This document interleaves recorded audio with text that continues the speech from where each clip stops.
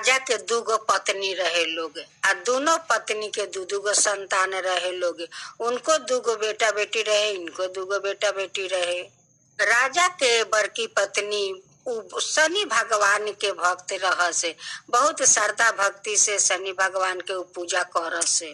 शनिवार के दिन गोबर माटी से अंगना घर लिप से, तब जाके नहा से धोआ से, चावल के आटा आ दूध केरा बतासा से प्रसादी बनावा से, आ फल काट काट के अलदा अलदा थाला में सजा के रख से, एक थाला में खोई रख से, तब जाके शनि भगवान के तेल से अभिषेक कर से, तब जाके वहाँ भोग लगा के बहुत श्रद्धा भक्ति से पूजा कर से। जब पूजा समाप्त हो जाए तो अपना अड़ोस पड़ोस के औरत लोग के बच्चा लोग के बोला के आ प्रसाद खियाव से। जितने शनि भगवान के मानत रह से, उतने शनि भगवान के ऊपर उनकर विश्वास रहे। अगर जो औरत के मन में जो आशा होखे आ वही मन में आशा रख के आ शनि भगवान के श्रद्धा भक्ति से पूजा करे तो शनि भगवान जरूर उनकर मनोकामना पूरा करेला। शनि भगवान में तो उ शक्ति बा कि जो आदमी जो मांगता उहे उनकर मन्नत पूरा करतानी, आ जो दुख तकलीफ में बा उनका के जाके रक्षो करीला। राजा के छोटी पत्नी के तो मन में बहुत हिंसा रहे।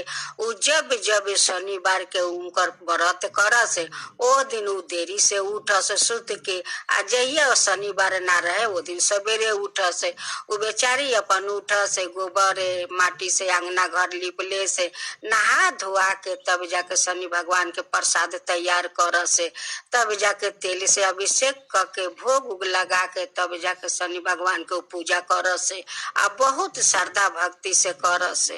शनि भगवान तो उ बानी कि जेकरा पर एक बार अगर क्रोधित हो गईनी आ उनका के अगर पकड़ लेनी तो उनका के एकदम मचोर के ध्वंसो कर दे में। आ अगर केकरो मन में श्रद्धा भक्ति होखे आ श्रद्धा से पूजा करे तो चाहस तो उनका के फिर से उनकर धन भर दिहन। आदमी ना कि कारे तोर शनि के गरे धैले बना का, तो उहे शनि भगवान हवन। जेकरा पर धरियन ओकरा पर वैसा ही, आ जेकरा पर पसंद होइहन ओकरा पर तो माने पूरा उनका के फल दे दिहन। शनि भगवान में उ शक्ति बाटे कि जेकरा पर एक बार पसंद हो गईलन उनका के तो मन चाह फल दे दिहन, आ जेकरा पर अगर बिगड़नी तो उनका के ध्वंसो करके छोड़ दिहन। शनि भगवान में उ शक्ति बाटे। भगवान के पूजा कर त नियम निष्ठा से पूजा कर, ओमे शनि भगवान बहुत खुश रहिला कि देखा हमर श्रद्धा भक्ति से व्रत करतारी पूजा पाठ करतारी। राजा के बर पत्नी जब उ शनि भगवान के व्रत करस, ब्राह्मण छोड़ के उ पूजा ना करस, उ ब्राह्मणे से उ पूजा करवावस। ब्राह्मण के दाने दक्षिणा दे के तो उनका के विदाई करस। एक दिन उ एक बोतल सरसों के तेल रखले रह से, आ एने करी गोबर माटी से अंगना घर लिपतारी शनिवार के दिन, आ सब नहा धोआ के आ सब फल मूंग काट के अपन थाला में सजावतारी प्रसाद बनावतारी। आ ओने उ का करेली का कि उ तेल डाल के कढ़ाई में गरम कर देवेली, आ गरम क के वही बोतल में भर के फिर तेल रख देवेली। पहली कहा कि ये तेल से वो पत्थर के मूर्ति के पर गिरहन तो जतने पत्थर के मूर्ति के गरम लगी उतने इनकर खोतिर होई। इनका के खोतिर करे खातिर कम छोट जानी चेष्टा ना करेली, बहुते चेष्टा करेली। बेचारी सब लीप पोद के प्रसाद उरसाद सब तैयार कर लेली तो कह तरीका के हम अपना पहले शनि भगवान के तेल से अभिषेक करी, तब जाके भोग सब यहाँ लिया में आ उनका के फूल पान चढ़ा के पूजा करम। उ जाके जैसे तेल लिया के आ ढाला तारी मूर्ति पर तो वहाँ तो तेल शनि भगवान के देह पर ठंडा तेल पर तटे, आ शनि भगवान उ जाके बड़ा सबक से बैठल बारी चियार पर गोरे झूला के, आ शनि भगवान उनकर माथा पर से तेल ढालता रंग गरम। अब तो चिल्ला तरीका कि हमरा देह पर कोई तेल ढालता सरसों के, कोई तेल ढालता गरम, हमर देह जरताटे। तो उनकर चिल्लानी सुन के सब कोई जाला वजिया। अब तो उनकर हाथ गोर में सब ठोसा पड़ल बा, खाली मुंह बाचा रहे। अब तो कहा तरीका कि इनके दोनों बेटा बेटी हमरा के पीछे से गरम तेले देह पर ढाल के आ जा लुका गइल हटे। अब तो राजा कहा तरन का कि इनकर माता द्वार पर शनि भगवान के पूजा कर तारी आ सब बच्चा लोग वहां बैठल बा, तो तारा देह पर कभी गरम आके तेल ढाल देलक हटे लोगे। तो छोटी वाली अब तो राजा से झूठ बोला तारी कि यहू से राजा ये दोनों जना के शास्ति दीहन। बिना कसूर बच्चा लोग के शास्ति कैसे दीहन? तो उनकर मन में जो शैतानी भर रहे, पाप भर रहे, वही खातिर तो शनि भगवान उनका के शास्ति देस कि ल तू वो उनका के तू गढ़ा खोना तारू, गढ़ा में गिरे खातिर तो वही गढ़ा में तू ही गिर। ऐसे करते करते तक कुछ दिन बीत गए। एक दिन उनकर बड़ी पत्नी कह तारिका राजा से कि हम कल शनिवार बा, बहुत धामधूम से हम शनि भगवान के पूजा करम। तो राजा कहतरन का कि ठीक बा, तोहर जैसन इच्छा वैसन कर। आ शनि भगवान के धामधूम से पूजा कल तो बहुत अच्छा के बात बाटे। जानी के तो मन में कभी पूजा पाठ के प्रति उनकर मन में श्रद्धा ना रहे आ ना कोई भगवान के पूजा कभी करस। तो शनिवार के बहुत धाम धूम से उ पूजा कैली, शनि भगवान के बहुत श्रद्धा भक्ति से पूजा कैली। आ वही दिन रात के उ छोटी वाली का करतारी का कि उनकर दोनों बच्चा के खाना में विष लगा के देता रही खाए खातिर। उनकर दोनों बच्चा के मारे की बहुत कोशिश करता रही। शनि भगवान तो सब देखता रन कि ये दोनों लड़किया लोग के खाना में विष डाल देले बारी। अब तो वो अपनो बच्चा लोग के देवेली, तो अपने बच्चा लोग के खाना में तो विष ना डालेली, वो लोग के खाना में विष डाल देवेली। अब तो शनि भगवान देखता नी आके थरिया पलटा दिहिला, विष वाला वो दोनों बच्चा के दिहिला, अच्छा खाना ये लोग के दिहिला। अब तो दोनों जना खा लेवेला लोग, खा के तो दुआर पर आराम से खेलता लोग।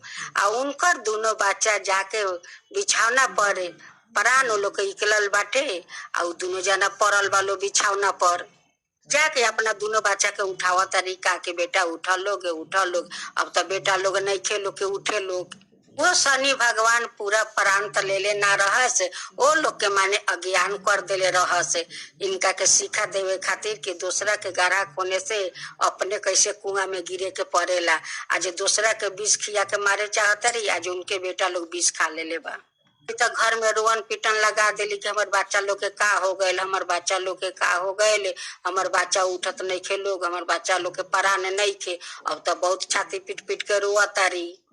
शनि भगवान आइला कहिला का कि अब कैसन मजा मिलता टे, आज तोहार बच्चा लोग विष खैले बा त केंगा छाती पीट के रोआ तारू।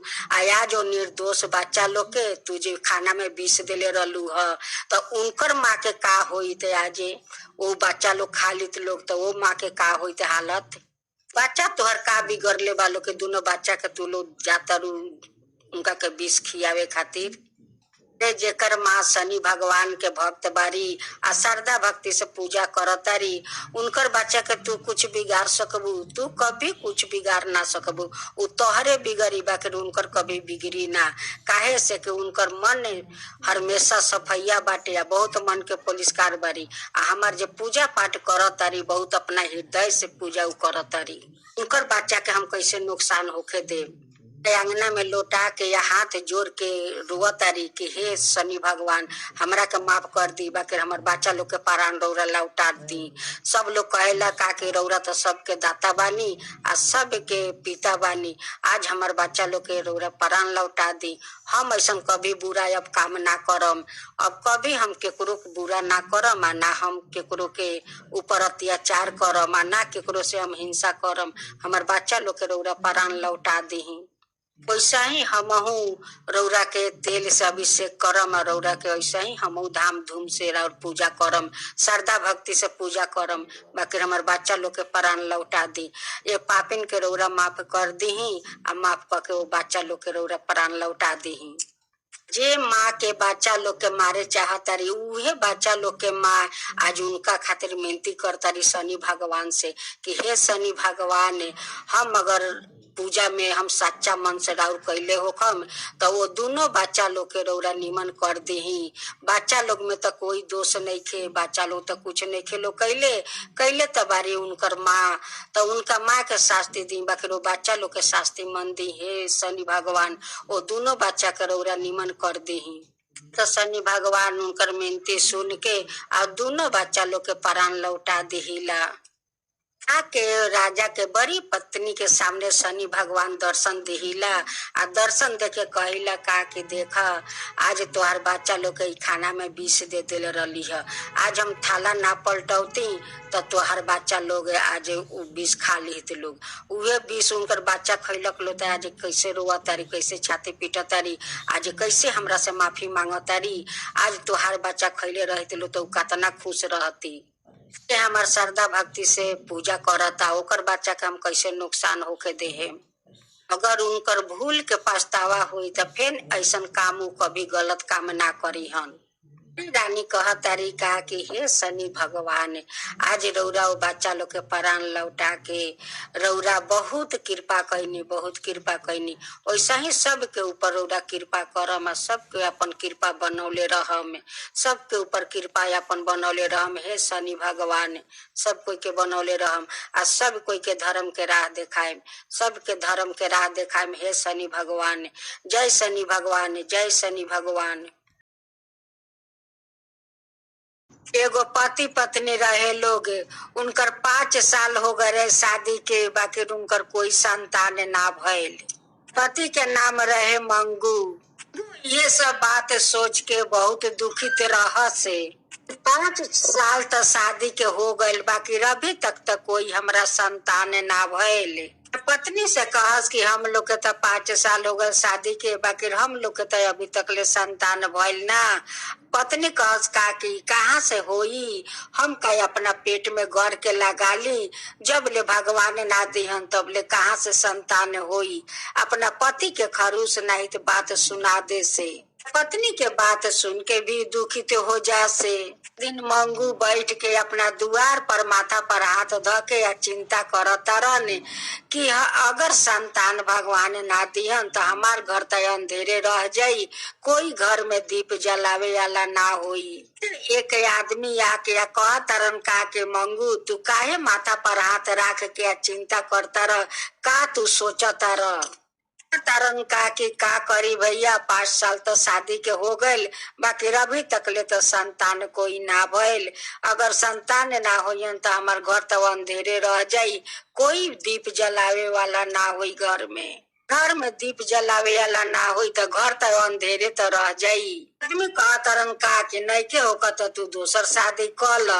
अब तो मंगू उनकर बात सुन लेला, नहीं जात रह तो देखा तरन का कि शनि भगवान के मंदिर में एगो लड़की पूजा करत तारी। लड़की के माई बाप ना रहेला, उ अपना मामा मामी के घर में रहेली। तो के तब मामी बहुत बात सुनाते से बाकी का करस, वो मजबूर रह से कि उनकर माई बाप तो नहीं खे, अब वही मामी के घर में बारी तो मामी तो दूगो बात बोलियन तो हमरा सह के रहे के पड़ी। सोच के या मामी के बात अपन सह के रह जा से शनि भगवान के परम भक्त रहस आ शनि भगवान के अपन पिता मानत रहस। लड़की पूजा करके आवतारी तो मंगू कह तरन का कि शनि भगवान के थोड़ा हमरा प्रसाद मिली। का तरीका की काहे न मिली, जरूर मिली। भगवान के प्रसादी दे देवेली मंगू के। मंगू तो शनि भगवान के प्रसादी खा लेलन आ प्रसादी खाते खाते बाते बाते वो लोग में बात होके लगल। कह तरन का कि तोहार माई बाप बाटे लोग तो कह तरीका की ना हमर माई बाप कोई नहीं खे,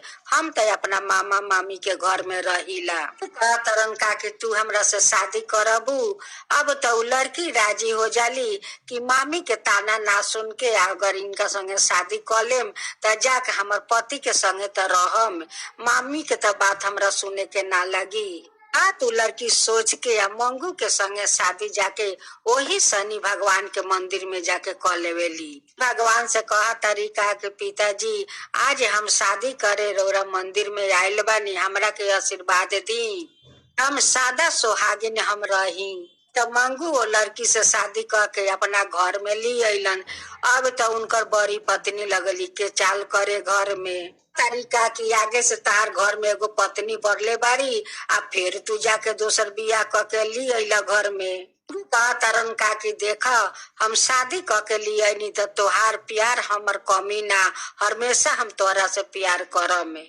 जानी के हम मान दान समान समान करम, केकरो के कम ना केकरो के बेसी ना, दोनों के हम मान सम्मान हम आदर भाव तोहरा लोग के करम। फिर उनकर बड़ी पत्नी के मन में संतोष ना भयले। ऊ तो लगली अपना छोटी सौतीन से जले। सौतीन के दू चार बात सुना दे से, बाकी सौतीन एगो बात के उत्तर ना दे से। तो उनकर 1 महीना हो गए। 1 महीना के बाद उनकर पेट में संतान आ गए। करते करते 1-2 महीना बीत गए। एक दिन मंगू अपना छोटी पत्नी के डॉक्टर बिरी ले जालन देखावे खातिर। से कहा तरन का कि जो खाली उनकर उल्टी हो जाला, हजम ना करे सकेली। डॉक्टर देख के कहा तरन का कि त माँ बने वाली बारी। बात मंगू के सुन के खुशी के उनका ठिकाना नहीं खे। बहुत खुश हो गईलन। में ले अलन। अब तो मंगू अच्छा अच्छा जिनिस खियावे लगलन कि अच्छा अच्छा खियाम तबे तो हमार बच्चा तंदुरुस्त होई हने। अब देख के बड़ी तो बड़ी जानी तो बहुत जलन उनकर धले लके। तरीका की अब तो माँ बने वाली बिया। अब तो वो करे के आदर करी, वो करे के मानी, तो हमरा के अब मानी ना आ ना हमरा से प्यार करी। तो मंगू के बड़ी पत्नी के तो बहुत जलन हो गई। अब तो छोटी जानी से बहुत हिंसा करे लगली। तो मंगू के बड़ी पत्नी के मन में शैतानी ढुक गई। कह तरीका कि एकर बच्चा बाहर आ जाई तो ई तो ओकनिए से प्यार करी बच्चा माँ से, आ हमरा से के तो प्यार करी ना, हमरा के तो ई घर से निकाल दीही। तरीका की ना रही बास आ ना बाजी बसूली। हम ये दोनों जना के जहर खिया के मार दे है। माँ के या उनकर बच्चा के पेटे में मारे के कोशिश करे के बहुत चेष्टा करत तारी। अपना हाथ से खुद खाना बनावस आ अपने हाथ से निकाल के अपना छोटी पत्नी के खियावस। बड़ी पत्नी सोचे लगली कि अगर ये बना बना खियन तो ना हम इनकर छोटी पत्नी के मारे सकम आ ना उनकर बच्चा के मारे सकम। अरे लोग के माराई के बात है, ये लोग के संगे तो हमरा मिल के रहे के पड़ी। ये लोग के संगे तो बहुत प्यार मोहब्बत से रहे के पड़ी, तबे तो इनका के मारे सकम हम। तो अपना छोटी सौतीन के साथ मिलजुल के लगली रहे। तीन खाना में का कैली का के विष मिला के ले गईली घर में देवे खातिर। आ दे के जैसे इकलतारी वैसे मंगुआ के घर में ढुकता रहने। तरीका की टेबुल पर खाना परोस के तरह खैली। वो खाना में एगो माकड़ा गिर पड़ेला। अब तो मंगू देख लेवेलन तो कहलन का कि माकड़ा गिरल तो हम खाना खाए ना देहेम। में के खाना ले जाला ना घर के पीछे ढाल देवेलन। आके एगो कुत्ता खाला, कुत्ता खा के तो वही जग मर जाला। थोड़ा देरी के बाद वो घर के पीछे जाता रन तो देखा तरन का कि वो कुत्ता मरल बा। वो कुत्ता वहां से भात खा के या उहे कुत्ता मर गयल। तो मंगू सोचे लगलन कि भाई माकड़ा गिर गयल तो भात खा के कुत्ता कैसे मर जाई। तो मंगू के मन में संदेह हो गई कि भाई कुत्ता मरल कैसे, मकड़ा गिर जाई या कुत्ता भात खा के मर जाई, ई तो कभी हो ना सकेला। ये अपना छोटी पत्नी से कहा तरन का कि जे थाला के भात हम बाहर में फेंकनी है ओमे मकड़ा गिरल रखत उहे भात कुत्ता खा के तो पीछे मरल पड़ल बा। कहा तरीका कि कहीं से गलत कुछ कुत्ता खैले होई वही खातिर आके आ वहाँ मरल पड़ल बाटे। के तो छोटी पत्नी बहुत सीधा साधा रहस, मन के बहुत पुलिसकार रहसु। एक दिन मंगू कहीं बाहर में चल जालन। उ का करेली का के दूध गरम क के आली आवेली गिलास में आ वही में जहर मिला देवेली। छोटी सौतीन के कहा तरीका की है दूध बा गरम गरम पी ल। दे तारी उनका के दूध पिए खातिर। वैसे एगो कबूतर आवेला अपना पंख से मार के आ दूध नीचे गिरा देवेला। तरीका की कहाँ से शैतान कबूतर आयल कि इहो दूध गिरा देलक। आजो तो इनका के हम मारे ना सकनी, वहू दिना मारे ना सकनी, ई तो बार बार बाच जाता रही। अब तो शनि भगवान चमत्कार करत रह से। खाना में मकड़ा डाल देलन। ओ दिन दूध पियावे गईली तो कबूतर पेठा के दूध गिरवा देलन। आदमी शनि भगवान के अपन पिता मानतारी। उ पिता भला अपन के कुछ होके देवे सकेला ने, कुछ ना होके दिहा ने। ते देखते पूरा उनकर 9 महीना बीत गए। एक दिन रात में उनकर पेट में दर्द उठल आ शनि भगवान के पुकारली, अरे का कि पिताजी हमरा के रक्षा करी। शनि भगवान उनकर दर्द धर लेलन आ उनकर बच्चा अच्छा से हो गईलन। तो सुंदर एगो बेटी के जन्म देली। अब तो मंगू देख के बहुत खुश हो गईलन कि हमरा घर में तो माँ लक्ष्मी आयल बारी। बेटी के देख के बहुत खुशी हो गईलन। अपना छोटी पत्नी से कहा तरन का कि देखा बच्ची के तू बाहर मत निकले दीह। हमरा तो बड़ी पत्नी पर बहुत संदेह बा कि उनकर मन में कुछ शैतानी चलता। देखा बच्चा के कहीं बाहर मत निकले दीह।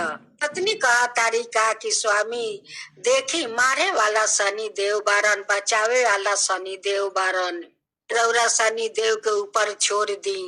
देखते हुए बच्ची 3 साल के हो गईली। बेटी के नाम रखले रह से गुनी। दिन के बात बाकी मंगू कहीं बाहर में चल जालन आ उनकर पत्नी घर में लगली खाना बनावे आ बच्ची चल जाली वही बड़ी माँ के घर में।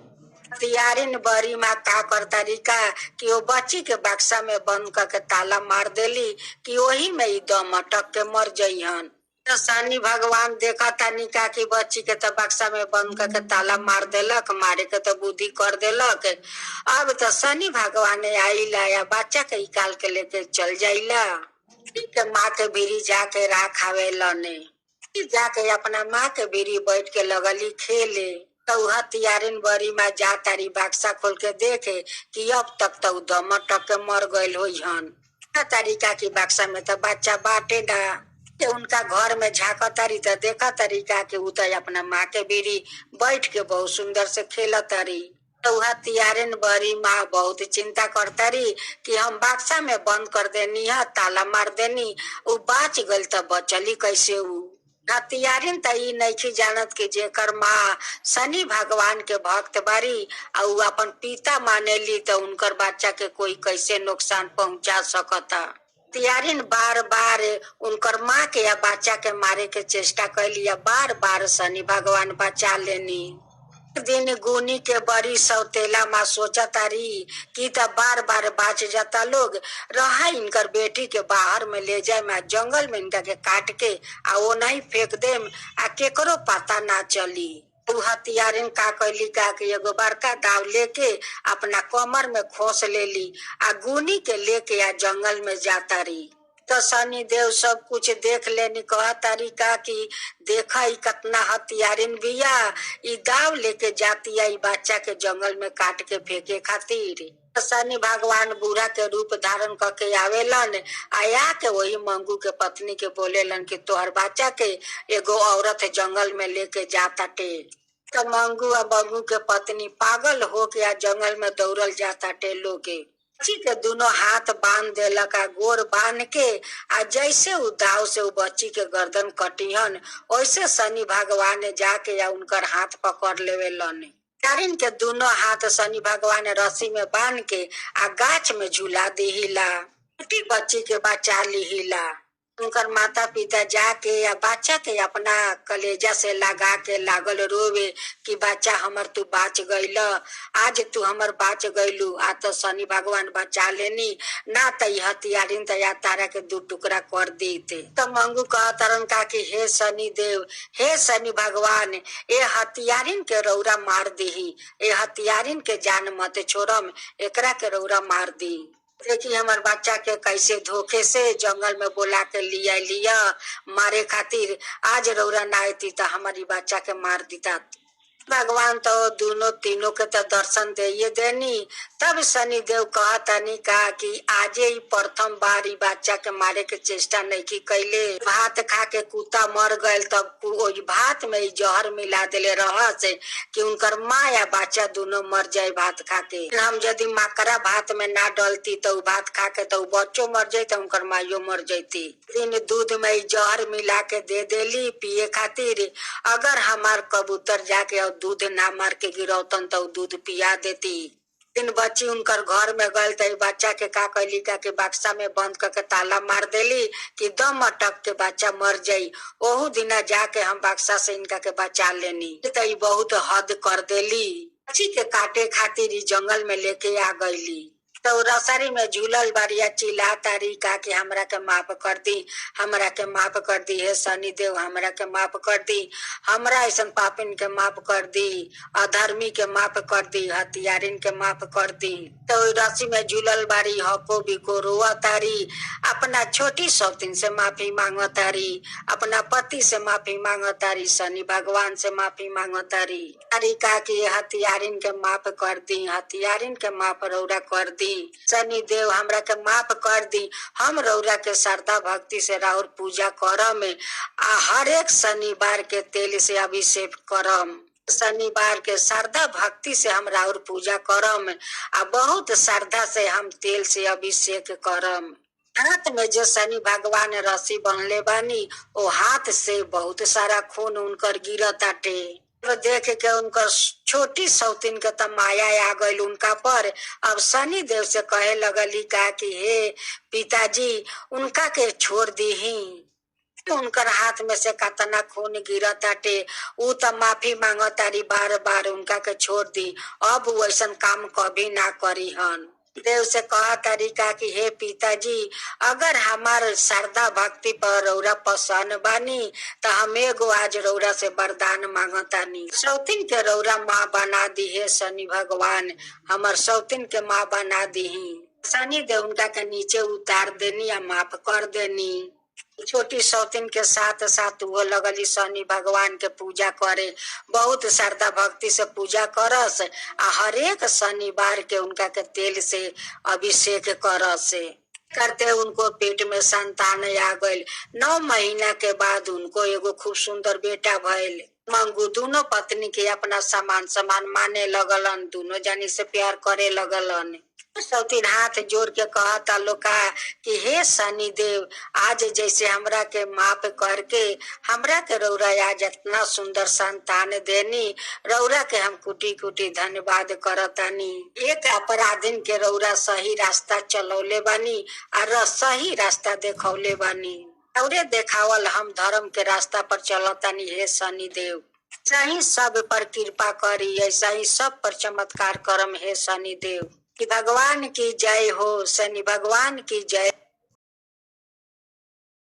एक बुढ़िया माई थी, बुढ़ी माई का 2 बेटे 2 बहू थी। बुढ़ी बहू का 2 संतान थे, एक लड़का एक लड़की थी। बुढ़ी माई का बहू रोज नाश्ते में रोटी बनाया करती थी। बुढ़ी माई 5 रोटी एक थाले में तूर कर ले जाकर अंगने में बैठ जाती थी। माई रोटी का एक टुकड़ा फेंकती तो 10 कौआ उतरे आते, जब दूसरा टुकड़ा फेंकती तो बहुत सारे कौआ उतरे आते। में बहुत सारा कौआ झुका लेती और सब कौआ का रोटी खिलाया करती। कौआ लोग सब रोटी खा जाता तो बूढ़ी माई बहुत खुश हो जाती। माई का कौआ का रोटी खिलाना उनकी नियम था।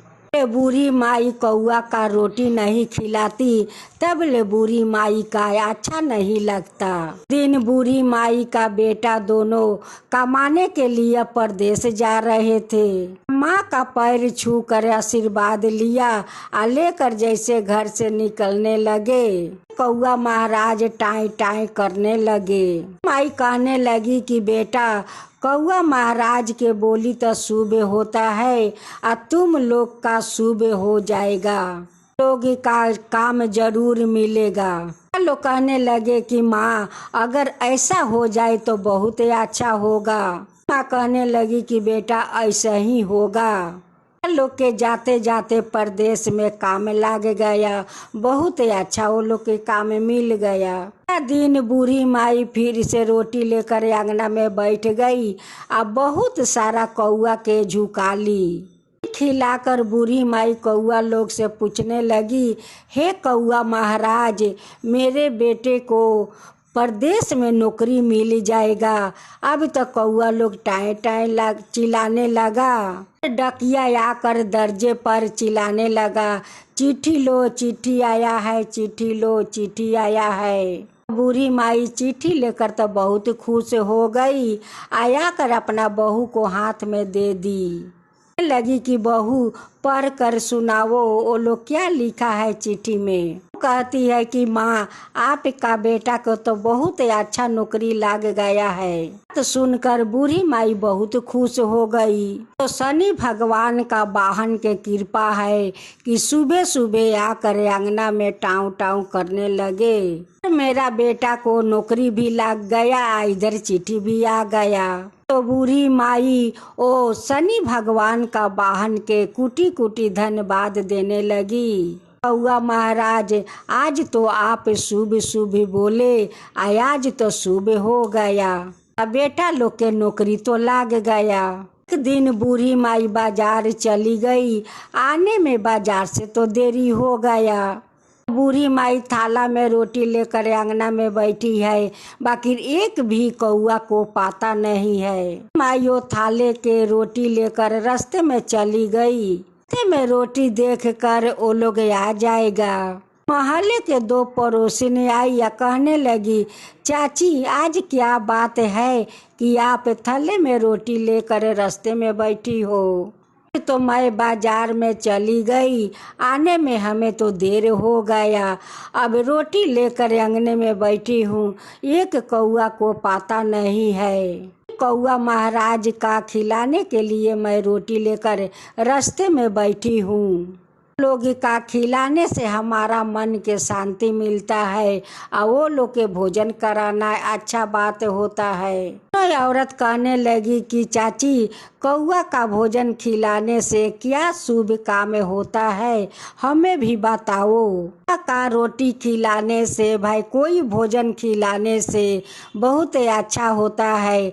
सवेरे सवेरे जब कौआ अंगना में मीठे मीठे आवाज निकालते हैं तो बहुत शुभ होता है। महाराज का भोजन कराने से शनि भगवान बहुत प्रसन्न होते हैं, क्योंकि कौआ महाराज शनि भगवान के वाहन है। महाराज के तो सगुन उचरवाना ये परंपरा चले आते हैं। परदेश में किसी को बेटा और पति हो, सुबह सुबह कौआ महाराज आंगने में बोलते हैं तो औरत लोग कहती है कि हे कौआ महाराज उचरिए तो आज हमारा परदेश से चिट्ठी आएगा, हमारा पति आएगा, हमारा बेटा आएगा।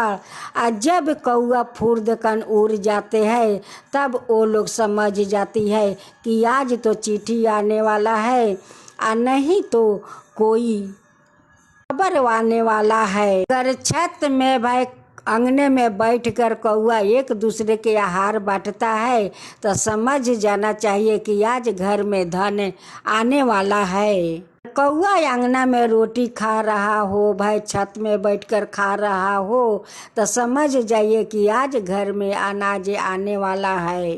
अगर बाल्टी में भाई कोई बर्तन में पानी पी रहा है तो वो समझ जाइए कि आज बहुत शुभ होने वाला है। चलते हुए रास्ते में कौआ आकर कंधे पर बैठ जाता है तो समझ जाइए कि आज कोई आने वाला है। रास्ता चलते हुए कौआ अगर माथे में चोंच से मारकर भाग जाता है तो वो समझ जाइए कि आज कुछ न कुछ खराब होने वाला है। महाराज का एक एक आवाज शुभ होता है, गलत भी हो जाते हैं। पड़ोसिन का पति 6 महीना से बीमार थे, डॉक्टर देखा चुकी थी, बाकी डॉक्टर लोग तो दवा लिख देते और दवा ले आती अपना पति को खिलाया करती। डॉक्टर लोग ये नहीं कहता कि वो ठीक होगा, यह नहीं। तीनों पड़ोसी ने अपना पति को दूसरा डॉक्टर दिखाने के लिए जैसे घर से निकलती है,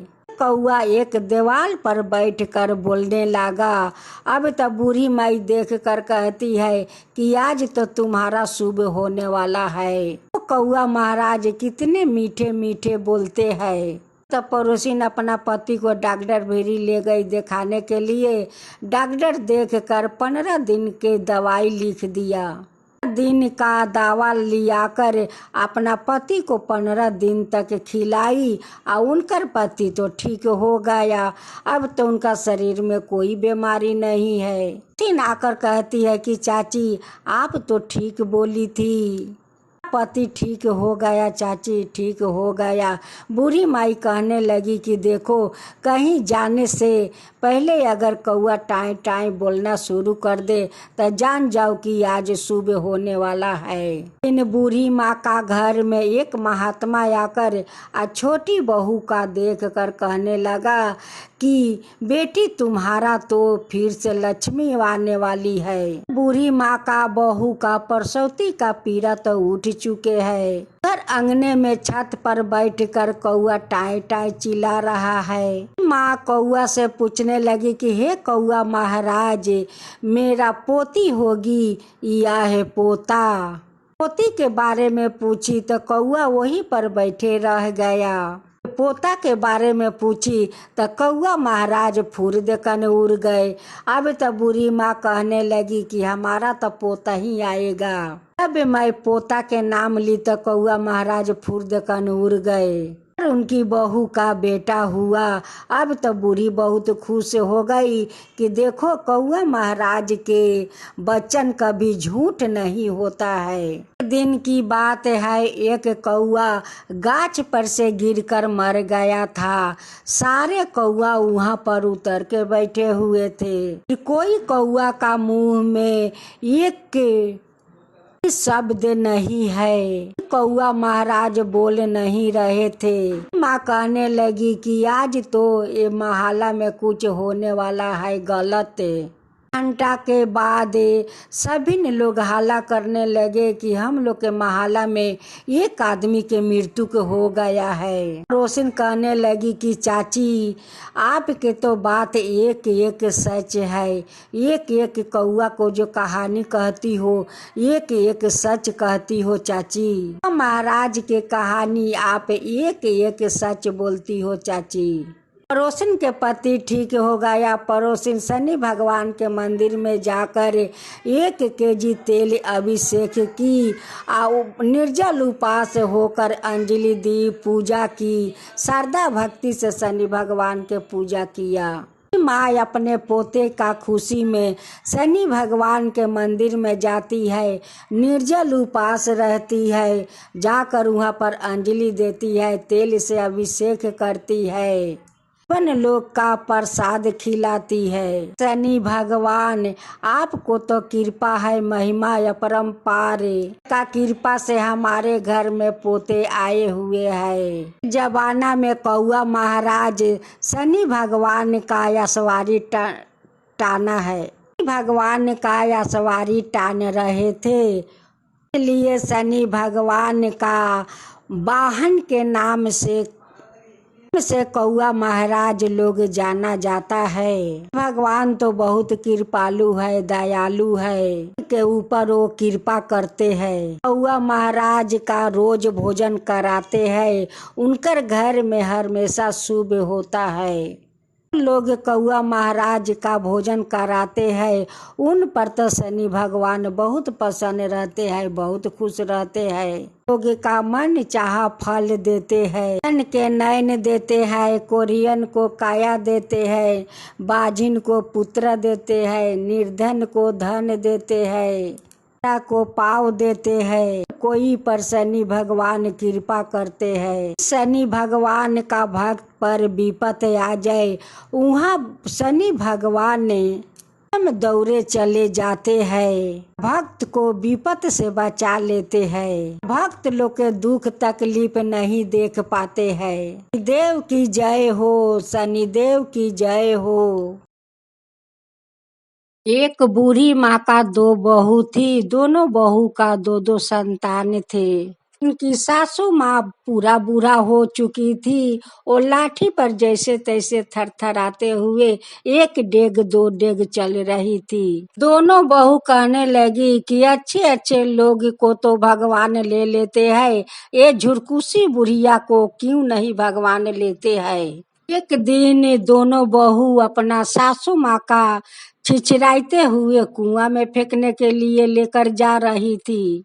से वही कुआं में फेंक दूंगी, वही कुआं में बूढ़ी मर जाएगी।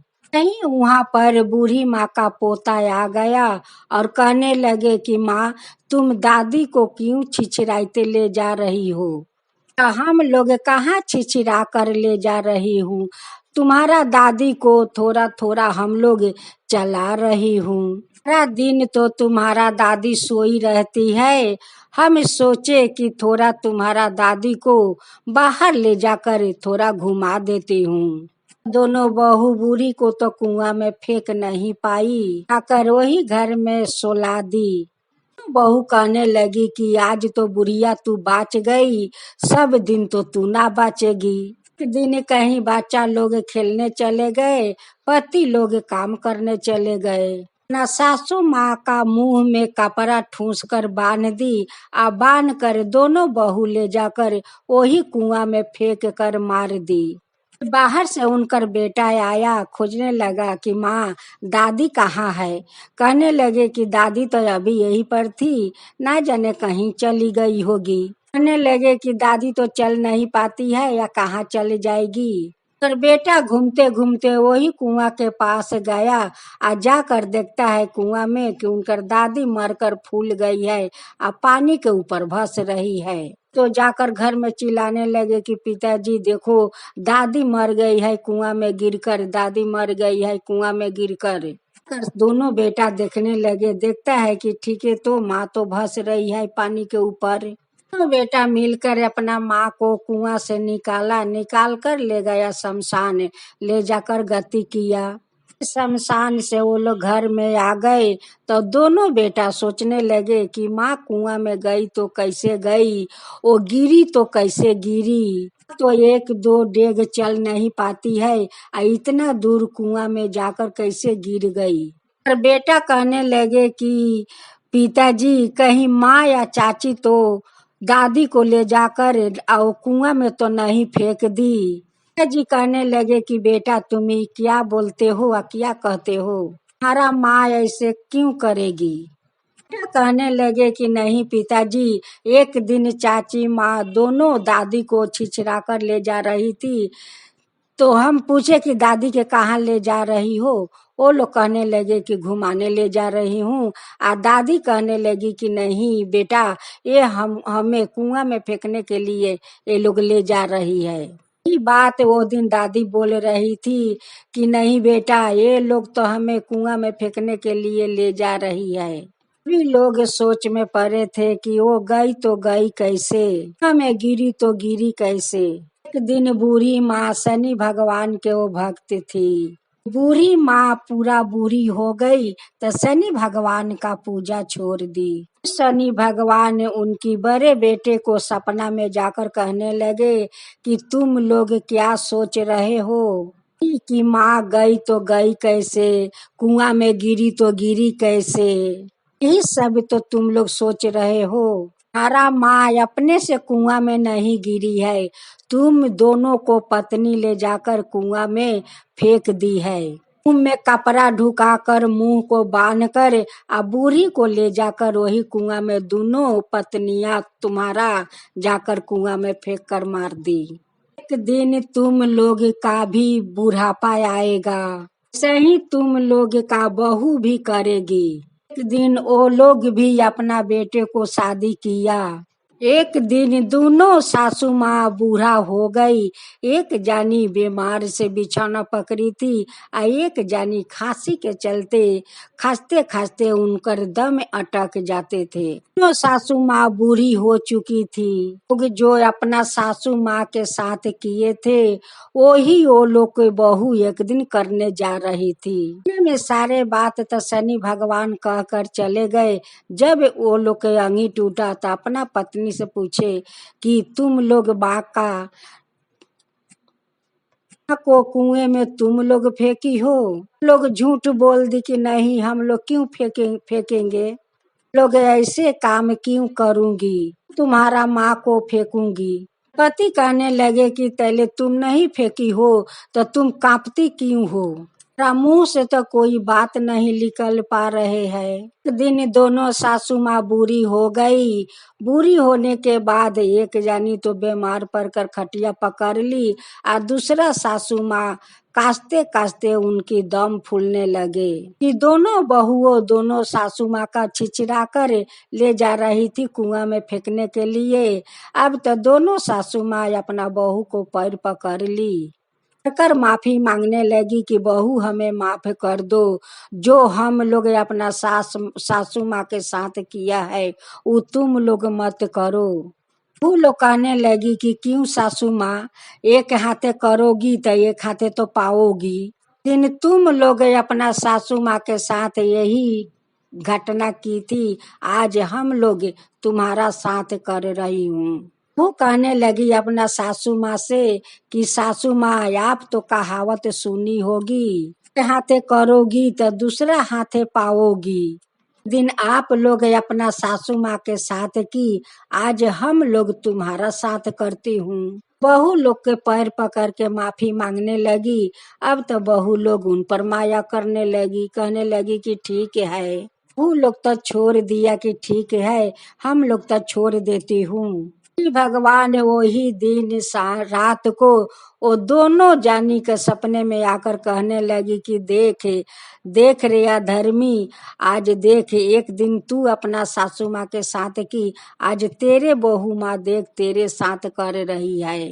हाथे करेगी तो दूसरा हाथे पाएगी। देखे आज कैसे अपना बहू लोग के पैर पकड़ कर माफी मांग रही थी कि तो तेरा बहू माफ कर दी। तो सपने में सासू माँ शनि भगवान के मिनती करने लगी, माफी मांगने लगी कि शनि भगवान हमें माफ कर दीजिए, हम लोग बहुत बुरा किया है, लोग तो हथियारिन है अपना सासू माँ का, हम लोग का माफ कर दीजिए हे शनि देव, हम लोग के माफ कर दीजिए।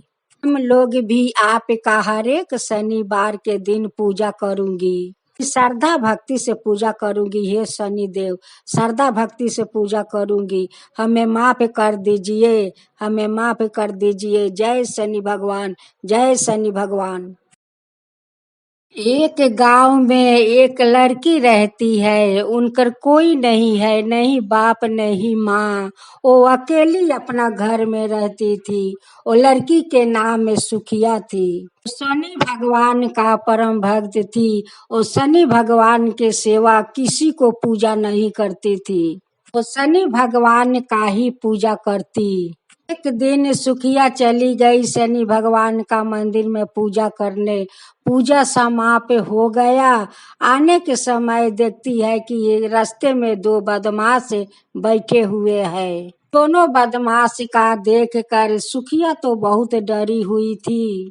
सुखिया मने ही मने शनि भगवान का पुकार रही थी, हे शनि देव, ए शनि देव हमें बचा लीजिए, हमें रक्षा कीजिए, हे शनि भगवान हमें रक्षा कीजिए। देखिए दो बदमाश रास्ते में बैठे हुए हैं, हे शनि देव ये बदमाश से रक्षा कीजिए। से दोनों बदमाश एक दो डेग आगे बढ़ने लगे, वैसे ऐसा झर आया, ऐसा झर दोनों बदमाश का आंख में जाकर धूल माटी से आंख दोनों भर गया, दोनों अंधा हो गया। यह अपना घर आराम से चली गई। से दूसरा बार शनिवार का सुखिया शनि भगवान के मंदिर में जाने लगी। देखती है कि दोनों बदमाश रास्ते में बैठे हुए हैं। यह तो मंदिर चली गई, जाकर शनि भगवान का बहुत श्रद्धा भक्ति से पूजा की, अंजलि दी। तो समाप्त हो गया, सभी लोग चले गए। सुखिया वहीं पर अकेले बैठी हुई थी। भगवान से कहने लगी कि हे शनि देव हम घर जाऊं तो कैसे जाऊं, दोनों बदमाश आज भी आकर बैठे हुए हैं, दोनों बदमाश से हमें रक्षा कीजिए, हे शनि देव रक्षा कीजिए। अकेले कैसे जाऊं घर, हे शनि देव कैसे जाऊं। से शनि भगवान एक आदमी का रूप धारण करते हुए आए और कहने लगे कि बेटी, पूजा तो समाप्त हो गया, तुम अभी तक क्यों बैठी हो? यह कहने लगी कि बाबा, मैं जाऊं घर तो कैसे जाऊं? देखिए, दो बदमाश तो रास्ते में बैठे हुए हैं, न जाने कब क्या कर देगा, पता नहीं है ये बाबा। कैसे मैं अकेले जाऊं बाबा, कैसे जाऊं? रुपया शनि भगवान कहने लगे कि बेटी ठीक है, चलो तुम्हें हम घर तक पहुंचा आती हूँ। आगे आगे सुखिया आ रही थी और पीछे पीछे शनि भगवान ने। तो बदमाश तो जानता नहीं है कि पीछे तो है वो शनि भगवान है। बदमाश कहने लगे कि ये बूढ़ा, तुम लड़की के पीछे पीछे क्यों आते हो? लड़की का हवाले हमें कर दो। धारण शनि भगवान कहने लगे कि अगर तेरा हिम्मत है तो उसको चादर में हाथ लगाकर दिखाओ। बदमाश पीछे हट गया और सुखिया के लेकर शनि भगवान उसको घर तक पहुंचाए। से तीसरा शनिवार आया, सुखिया फिर से मंदिर चली गई। मंदिर तो चली गई, पीछे पीछे दोनों बदमाश मंदिर तक पहुंच गया। तो सुखिया बहुत डरी हुई थी। दोनों बदमाश हमारा पीछा करते करते शनि भगवान का मंदिर तक आ पहुंचा। शनि भगवान से कहने लगी कि हे शनि देव, ये दोनों बदमाश तो आपका मंदिर तक आ पहुंचा। भगवान का पूजा पाठ जब समाप्त हो गया, सुखिया वहीं पर बैठी हुई है और दोनों बदमाश वहीं पर बैठे हुए हैं। भगवान दोनों बदमाश को अंधे बना दिया। दोनों बदमाश आंख से दिख नहीं रहे थे। रास्ते में एक बहुत बड़ा नाला था, वो नाले में बहुत सारा कांदा था, दलदल कांदा था। दोनों बदमाश तो दिख नहीं रहे थे। आते आते दोनों बदमाश वही नाला में जाकर गिर गया। कादा में दोनों बदमाश धंसकर मर गए। तो सुखिया शनि भगवान का कुटी कुटी धन्यवाद देने लगी। शनि देव, ये जो दोनों बदमाश नाले में गिरकर मर गए, ये तो आपकी ही चमत्कार थे। तो हमें बार बार रक्षा करते थे हे शनि देव। लोग झूठ नहीं कहते हैं कि जो लोग भगवान का श्रद्धा भक्ति से पूजा भक्ति करता है, उन पर भगवान हमेशा सहाय रहते हैं। कर भक्त पर जो कोई मुसीबत आते हैं, वो भगवान अपना भक्त के रक्षा करने के लिए दौड़े चली आते हैं। आज मैं देखी ये शनि देव, आज मैं देखी कि आप हमें कैसे रक्षा की। जब बदमाश लोग हमारा पीछा किया, तब तब हे शनि भगवान, आप आकर हमें रक्षा किया। का महिमा अपरंपार है हे शनि देव। ऐसा ही सभी को रक्षा करना, ऐसा ही सभी को रक्षा करना हे शनि देव। जय शनि भगवान, जय शनि भगवान।